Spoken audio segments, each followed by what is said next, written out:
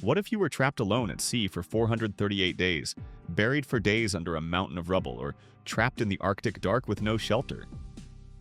One of these men should have died. Two of them were written off, and yet somehow they all came back. In the next 30 minutes, you're going to hear exactly how they survived, the tiny choices that saved them, and the single mistake that nearly killed each one. Stick with me, because the moment you think you know how they lived, everything changes. How do you survive a year at sea with almost nothing? Who made the single choice that turned a hopeless situation into a rescue?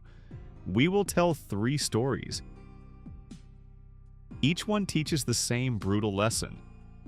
Survival is not luck, it is decisions under pressure. Every minute we will open a new question you will want answered. If one detail grabs you, we will pull it into a short for social. So share and we will pin the clip.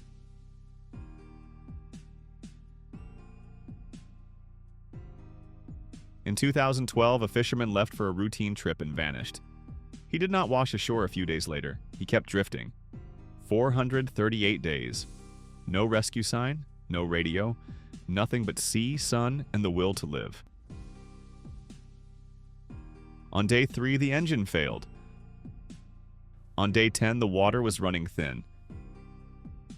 He had to decide, stay with the boat or try to reach land on a makeshift raft. He stayed, and that decision saved his life. Why? Because the boat is the biggest visible object on the ocean. Small choices like that matter. Why did he not try to row to shore? Wouldn't that be faster? He survived by turning problems into systems. For water, he rigged a condensation trap. For food, he learned to improvise gear and fish.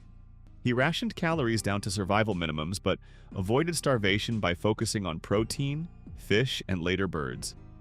Each ritual saved measurable energy. What one trick kept his water supply going when the condensers failed? After 200 days, the biggest threat was not hunger. It was the mind. He spoke to himself, kept rituals, recorded events.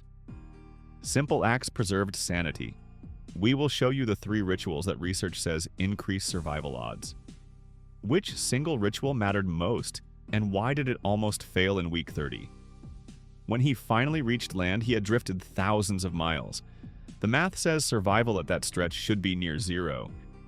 But this man layered systems: visible object, water trap, and a routine. Those 3 choices multiplied his chance of rescue. Later, we will break down the exact numbers, how a 1% daily survival improvement compounds into life or death.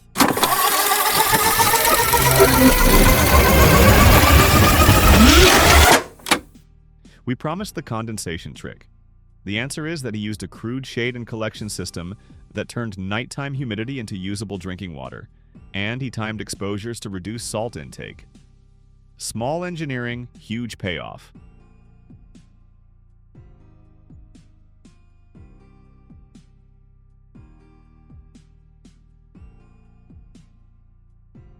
Next, a disaster underground. A collapse should mean immediate death, but not this time.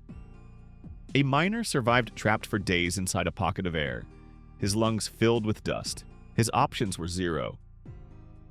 Then he remembered a safety drill that his team had done once. What single tiny training detail saved him? He had 2 choices: dig toward light and risk more collapse, or conserve air and wait. He chose to conserve air and create a makeshift CO2 scrubber.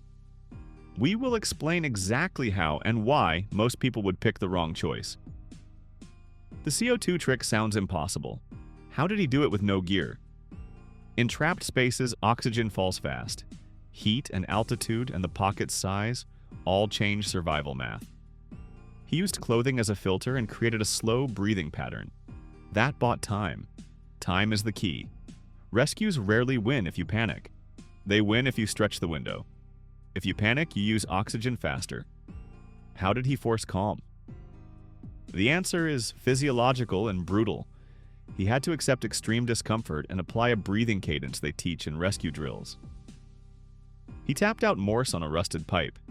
He hummed a song to measure time. Small rituals not only kept his pulse down, they signaled rescuers. When rescue teams finally broke through, they followed the faint tapping pattern.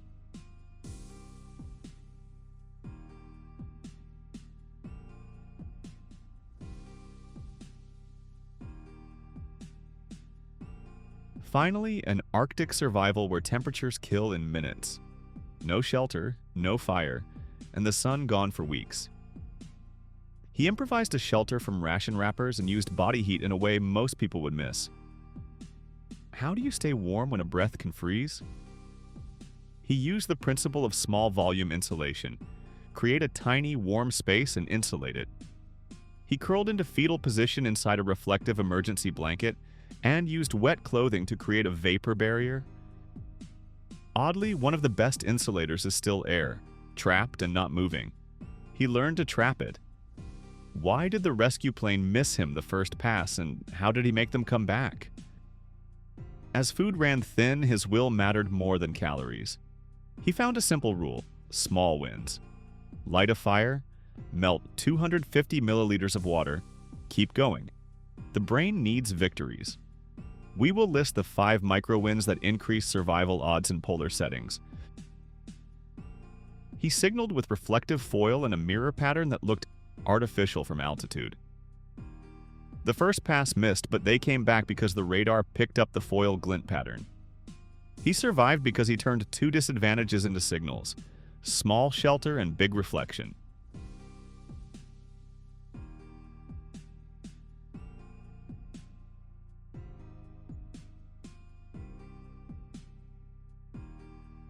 These 3 survivors were different people in different places, but their decisions overlap. They all did 3 things. They built a repeating system, they used tiny rituals to calm and prolong, and they created signals that rescuers could notice. If you remember one thing from today, survival is layered decisions, not miracles. Which single small choice gives the largest survival multiplier? Answer in the comments. None of these people wanted to be heroes. They were ordinary when disaster found them. Their stories teach us that the margin between life and death is often one simple choice: a decision to conserve, to signal, or to repeat a routine that will not fail when panic starts. If you like this, hit subscribe. I will drop 6 short clips from these exact moments in the next 24 hours. If you want the step-by-step checklist for each survival scenario, comment checklist and I will pin it.